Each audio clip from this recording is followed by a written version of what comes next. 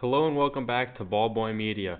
I'm LJ and today we're going to be talking about the Western Conference and how crazy it will be towards the end of this NBA season. If you're new here, please leave a like and subscribe. I would really appreciate it. And comment down below which of these teams you think is going to be making the NBA playoffs this year. Today we're going to be talking about the Clippers, Timberwolves, Mavericks, Kings, Warriors, Suns, and Spurs. Let's get right into it. The Los Angeles Clippers, they are atop these teams, this group, and they have the final guaranteed playoff spot, which is why I've included them in this mix. They're 6th in the Western Conference and are leading the 7th seed by one game. They are 31-23, which means they have 28 games left to go this season. They acquired two players at the NBA trade deadline. They got a very capable scorer in Bogdan Bogdanovic from the Atlanta Hawks in exchange for Terrence Mann and Bones Highland, as well as Marjon Beauchamp, who they traded Kevin Porter Jr. for. Beauchamp, solid bench player, rotational guy. The Clippers definitely were a buyer at the deadline, and I think that they didn't really have to expend that many resources to do so, so I'm very excited to see what maybe Bogdanovic looks like in big minutes alongside Harden. Obviously, his shooting numbers maybe haven't been up to what he's been used to this season, but I think he can really bounce back in a big way, and I think that you can say that with this whole Clippers team. I think that maybe they haven't even reached their full potential yet. James Harden just played in his 11th All-Star game, and he's averaging 21.5 points per game this season. However, the shooting hasn't come along. He's only shooting 39.4% from the field, which is abysmal by his standards. I think that Harden turning it around, as well as Kawhi Leonard breaking back into the rotation, getting more minutes. He's only played 15 games, 26 minutes a game for him this year as he's made his return from injury. Again, his shot hasn't come as well, and he's shooting his lowest from the field since 2020. I think the Clippers are really a high-floor team. I think that they are going to be one of the playoff teams come playoff time. I don't know if it's going to be 6, 7, 8, maybe even 5 or 4. I think that this is a very dangerous team considering they have two all-timers in James Harden and Kawhi Leonard. And although the playoff success hasn't exactly been there in terms of championships for Harden, we've seen Kawhi be the number one guy on a title team.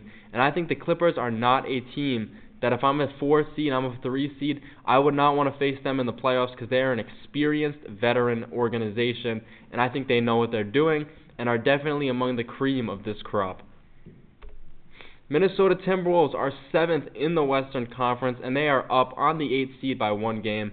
The offense has struggled this year. They're 20th in the league, but are 4th in defense, and we've seen better stretches on both sides of the ball from this team. Anthony Edwards was an all-star, and he's really been a one-man offense this season. He's averaging 27.5 points per game, as well as 4.2 threes made a game. That is a ridiculous number. I think it's second in the league, and he's taking 10.1 threes a game. High volume, high octane scorer, that is what Anthony Edwards is, and he's proven that he is a bona fide top 15 player in the NBA this season. Looking like it's going to be an all-NBA team for him for a second consecutive season. This guy is a bona fide baller. They are 31-25. One thing to note, this season they have 10 losses of 5 or fewer points, and they're 9-10 in games with that bracket of scoring. That's a little interesting to me, just something to watch. They've played, 56 games, and over a third of them, have been 5 or less point games. That's a big margin, and I think that the Timberwolves need to prove to me that they're better in those late game scenarios before I feel comfortable picking them to maybe go on a run in the playoffs. Regardless, they have a very big alpha dog in Anthony Edwards. They also have a little bit of a new thing with their guard rotation. Mike Conley, we've seen him get reduced minutes. He is aging, and although he's aging pretty well for a smaller guard, he has kind of dipped in his game this year, specifically shooting. He's down to 37.1% from the field, which is not optimal. However, he's still getting 8 points and 5 assists a game. One thing to watch is the emergence of Rob Dillingham. Dillingham has been seeing, increased minutes as the season goes on. He's now averaging 6 points and 3 assists a game, shooting a more efficient 45.6% than Conley. They traded future assets for him, and I think it's safe to say that Dillingham is the point guard of the future. I'm curious to see how they integrate him in this playoff push because I think he can flat out play. Conley still can play as well. I'm interested to see how they stagger the minutes of those two eligible guards. Our next team is the Dallas Mavericks, who are currently 8th in the Western Conference. They're 2 games behind the 6th seed and 3 ahead of the 11th seed, so they're really right in the thick of it. And I don't want to sound like a broken record, but they are adjusting to a life without Luka Doncic. They're 30 and 26. They did heat up, headed towards the All-Star break. They won 4 of their last 5 before the mid-February hiatus. And, the one thing that you have to watch with them is the massive injuries. We know that although Anthony Davis has been healthy the past few years, he's had injury problems in the past. And this year, again, we see it pop up. He's going to be out until early March, most likely, if not later. They're already missing their other 2 centers, Daniel Gafford and Derek Lively, until April, it seems like, at the earliest, if not late March. That means minutes for Dwight Powell, Olivier Maxence Prosper, and Kyler Kelly. And, not really to project anger towards those guys or, make them feel bad, but they're not Anthony Davis, and obviously I think that they know that. But Anthony Davis is going to be such a key piece, and you're trading a franchise player and Luka Doncic away for him. And, it's said that Nico Harrison and the Mavericks organization really coveted Davis, and when he's not playing and your other 2 centers are injured, it's just a really brutal situation. We're going to have P.J. Washington center minutes. Jason Kidd the other day said that, everyone is going to be playing center. And I think that in order for them to really go on a run here, they're going to need to rely heavily on Kyrie Irving and Klay Thompson and, their other scorers. Max Christie is, evolved 17.3 points per game in the 6 games with Dallas since he came over in that Luka Doncic trade. This team, to me, just feels like they might be in a little bit of trouble, considering that their eligible centers are guys like Dwight Powell, Maxence Prosper, and Kyler Kelly. I'm just not, I'm not quite certain that's a winning formula because, Kelly has been a primary G League guy. OMP has kind of been, a developmental guy, and I just don't know if for him center is the right position. To me, he feels more like a stretch 4, really a scoring 4, more of that small forward, power forward mix. And Dwight Powell, solid rotation center, but if he's your starting center for a month, it's just not Anthony Davis, So, regardless, moving on.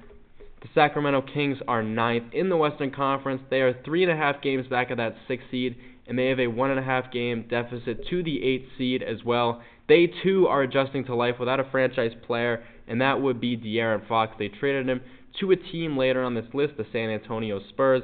They're trying to find a balance with Zach LaVine. They have Malik Monk playing point guard, really getting some touches in a ball-handling role, which he was before with Fox, but we're seeing it a lot more here. They're 28 and 27. They just signed Markelle Fultz for a little bit more of a point guard play. They have, guys like Keon Ellis and Devin Carter, who I think are phenomenal defenders, but this team, what they really need is facilitation from someone who is not Domantas Sabonis. And when you have guys who are really spot-up guys, not that they can't create their own offense, but spot-up guys like DeMar DeRozan and Zach LaVine, you're going to need a real facilitator. And I think Markelle Fultz is exactly that at this point in his career. This is, I believe, his 3rd team now, and I'm glad that he found his way on the Kings because I think that he definitely deserves a spot in the NBA this season, and it's just interesting to me what this team might become. I think they could be a dark horse playoff team. It feels crazy to say that considering they're currently in the playoff picture via the play-in tournament, but I really like, the fact that they opted to stay relevant post-Fox and not blow it up because, as we know, success is not guaranteed in the NBA, and they were successful, and they currently are. 28 and 27 in a Western Conference, as good as it is now, is nothing to scoff at. Domantas Sabonis is averaging a league-leading 14.6 rebounds per game. If he holds steady to that, it would be his 3rd year consecutively leading the league in that statistic, and he's added a 3-ball to his game. Don't look now, but 2.4 attempts per game for him, and he's shooting 45.5%. This is a team that I think could definitely make the playoffs, and they are very much alive in the race despite trading star guard De'Aaron Fox. Up next, we have the Golden State Warriors. They are 10th in the Western Conference, tied with the Kings. Jimmy Butler was recently added to this team in a deal which sent Andrew Wiggins and other pieces elsewhere, Wiggins to Miami. Curry is heating up as well, and this is a team that also is very interesting as we approach the playoff push part of the season. They finished 3-1 after adding Jimmy Butler towards the All-Star break, although they did play the Bulls, the Bucks without Giannis, the Mavs without AD or any other center really, and the Rockets without Jalen Green. They're still awaiting Jonathan Kuminga's return. He is obviously a key keg in this rotation, and I would expect him to return for the next slate of games they have coming up. Jimmy Butler so far is averaging 21.3 points per game. The three ball hasn't fallen yet, and I think that's really the X factor for this Warriors team. Butler has by no means been an elite three-point shooter at any point in his career. The volume also really is not there, and that's okay. He really is a mid-range guy, a finishing guy at the rim. I think that if Jimmy can get up to three-point attempts a game and he's making 40% of them, that is definitely an X factor, because if you can unlock 2 threes, 3 threes out of Jimmy Butler in a playoff game, you are going places. And I think that with a player like Stephen Curry as the lead option, it could get very interesting in Golden State for this team. One thing to note, Steph, as I said, has been heating up. Kind of reduced minutes, kind of like Mike Conley. We see these shorter guards age, and the minutes are starting to trim for him. 32.2 minutes.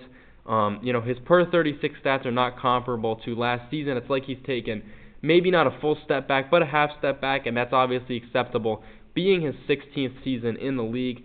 This season's sample has told us that he has lost a step. However, since Jimmy joined the team and has played, he is averaging 29 points per game, and he's really, been heating up. He had a rough January, but in February he really turned a corner, and I'm excited to see this team if they can make that playoff push. Our first team on the outside looking in is, of course, the Phoenix Suns. They're 11th in the Western Conference, and they do have a notable deficit if they want to really make the playoffs and make a big impact here on the league's postseason. They're 5 games behind the 6th seed, 1.5 games back of the 9-10 seed. No major deadline move for them. Some thought they might have been the ones that traded for Jimmy Butler. However, it eventually didn't work out, so they still have Bradley Beal as well as their 2 all-star caliber players in Kevin Durant and Devin Booker. They went into the All-Star break on a skid, 1-6 record in their last 7 before the break. They did add Nick Richards, although I wouldn't consider that a major deadline move. He has been playing very well for them, averaging nearly a double-double.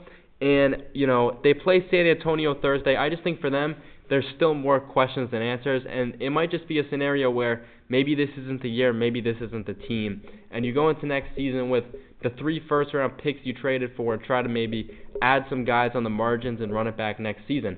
I think by no means is it over for Phoenix, and I could definitely see them making that climb into the playoffs. I feel like they're too good to not have a dog in the fight with Devin Booker and an all-timer in Kevin Durant, who they did entertain in trade packages, but he's a guy I don't think he'll take it personally. He's been in rumors his whole career, ever since the Golden State saga. I just think, again, like every other team I've talked about, this is a very interesting conference, and I'm interested to see where the Suns, place at the end of the year. And finally, we have the San Antonio Spurs. They are kind of not in I wouldn't call it a desperate situation, because they're actually the antithesis of the Suns, but in terms of making the playoffs this year, it is looking a little dire, and I don't know if they intended to make the playoffs this season. I just think the fact that they're already, in the same realm as they were last season with 30 games left to go is a big improvement, and Chris Paul is obviously a huge part of that. They're 7 games back of the 6th seed, 3.5 back of the Warriors and Kings. We've seen that Wemby-Fox pairing. They have only been 2-3 since acquiring Fox, who has leaned more on being a passer. I think that him playing freer once he learns San Antonio's system and gets more acclimated with the play will definitely help them. I just think, this year might not be the year for them, and that's okay, because at the end of the day, maybe the next 10 years are for them. They have a bright future. They have all of their first-round picks except their 2027 first-round pick. They have Atlanta's pick this year and in 2027. This team has a lot of good pieces as well. Jeremy Socon, Devin Vassell, Keldon Johnson. The future is bright for the Spurs. I just don't know if they're going to be making that playoff push this year, but only time will tell. Thank you, as always, for watching. I had a blast making this video. I hope you had a blast watching it. If you're new here, please leave a like and subscribe, and comment down below anything you want. I will see you very soon. Thank you.